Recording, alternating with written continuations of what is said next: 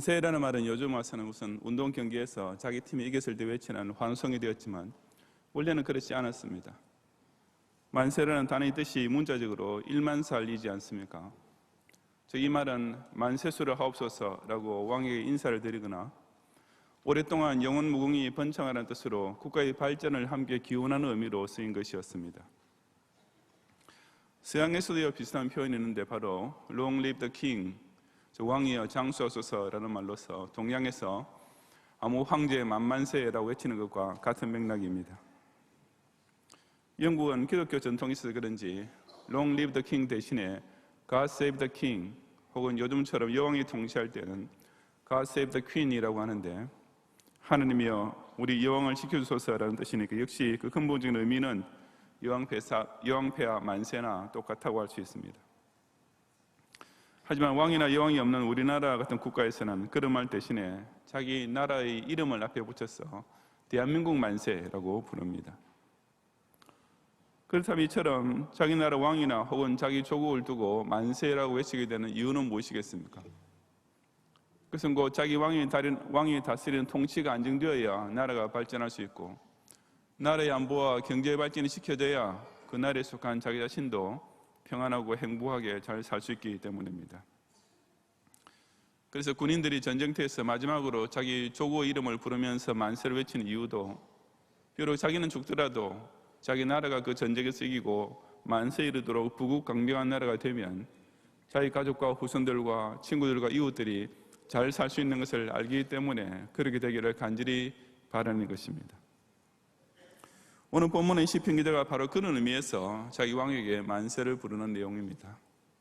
이 시편 45편은 이스라엘 어느 왕이 왕비를 맞아들이는 결혼식을 하게 되었을 때 백성들이 그 경사를 축하하는 노래입니다. 우선 12절부터는 그처럼 이스라엘의 왕비가 됨으로써 누리게 되는 온갖 복을 노래하면서 그 왕비에게 두로에 따른 예물을 드리고 라고 시작했습니다. 두로는 당시 국제무역으로 유명한 지역이었으며 두로의 딸이란 두로에 살고 있는 백성 전체를 가리키는 표현입니다. 즉 지금 이스라엘 왕비가 된 그녀에게 당시 이스라엘 왕에게 매사에 경의를 표하고 있던 두로 사람들 역시 결혼 축하 예물을 보내온 것이었습니다. 백성 중 부한 자도 내 얼굴 보기를 원하리로다 라는 말은 그처럼 막강한 부를 자랑했던 두로 사람들도 이 왕비에게 정중하게 예물을 바칠 정도였으니 이스라엘 백성의 유력 인사들 역시 그녀에게 똑같이 경의를 표하면서 왕비의 총애를 받고 싶어 할 것이라는 뜻입니다. 13절에서 왕의 딸이라고 한 것은 지금 이 왕비가 원래 다른 나라 공주였음을 가리키는 것인데 이제 그녀가 이스라엘 왕비가 됨으로써 금으로 수놓은 옷을 입는 것부터 시작하여 모든 영화를 누리게 될 것이었습니다. 14절의 내용은 이제 그 왕비가 시종하는 친구 처녀들, 즉 들러리를 서는 시녀들에게 이끌려 왕에게로 이끌려갈 것이라고 했는데 이것은 물론 이제 정식 결혼식을 하게 되는 것을 가리킵니다. 그렇게 결혼식을 하고 나면 이어지는 15절에서 말씀하듯이 기쁨과 즐거움으로 왕궁에 들어가서 평생 왕비로서의 모든 행복과 부귀영화를 누리게 되는 것이었습니다. 그렇다면 공주이기는 했지만 원래 이방 나라의 딸이었던 그녀가 당시 최전성기를 누리고 있던 이스라엘의 왕비가 되어 이처럼 한 여인으로서 누릴 수 있는 최고의 복을 향유하게 된 이유는 과연 무엇이었습니까?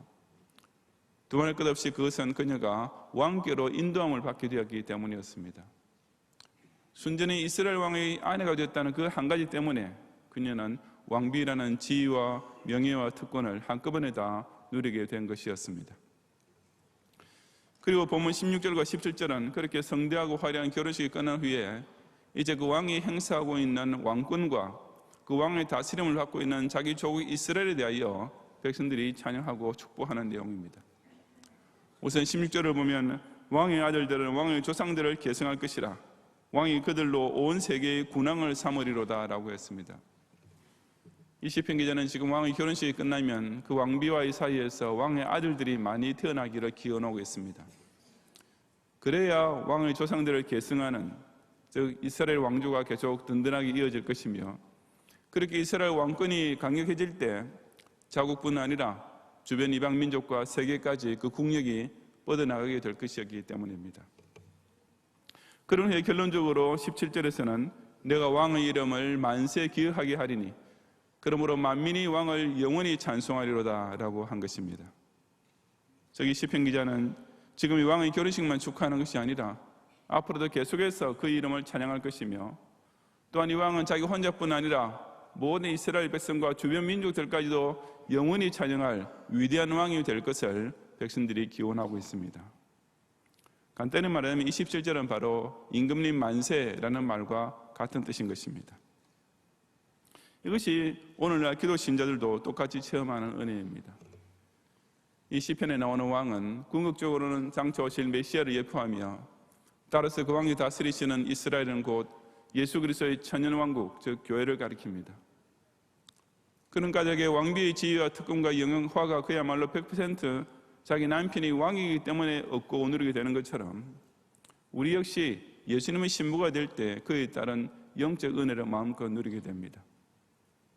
즉 저와 여러분이야말로 이 왕이신 예수님께로 인도함을 받게 되고, 그 왕께서 그 하시는 왕국인 교회를 중심으로 살게 됨으로써 그리스도의 신부된 자만 누릴 수 있는 최고의 지위와 엄청난 복들을 향유하게 된 것입니다.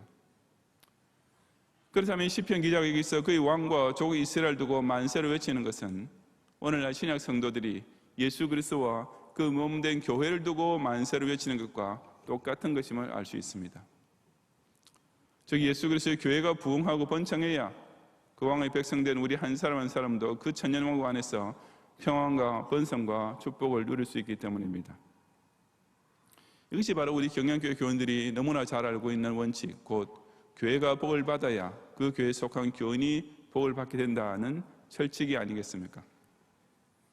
세상 사람들은 임금님 만세나 대한민국 만세 밖에 부를 줄 모르지만, 우리는 교회가 잘 되기를 위하여 더욱 간절히 기도하며 예수 그리스도의 나라가 영영토록 왕성하기를 더욱 힘차게 찬송함으로써 이 왕의 신부된 자, 이 천년왕국에 속한 신민들이 절로 받게 되는 복을 더욱 충만히 누리는 성도들이 되시기를 주님의 이름으로 축원합니다.